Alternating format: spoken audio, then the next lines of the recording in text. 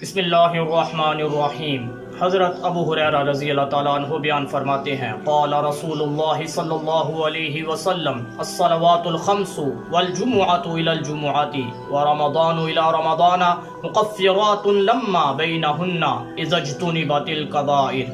سرکار دو عالم صلی اللہ علیہ وآلہ وسلم کا فرمان ذیشان ہے، جب کبیرہ گناہوں سے بچا جائے تو 5 نمازیں، جمعہ دوسرے جمعہ تک، رمضان دوسرے رمضان تک صغیرہ گناہوں کا کفارہ ہیں۔ اعلیٰ حضرت بیان فرماتے ہیں کہ کبیرہ گناہ 700 ہیں۔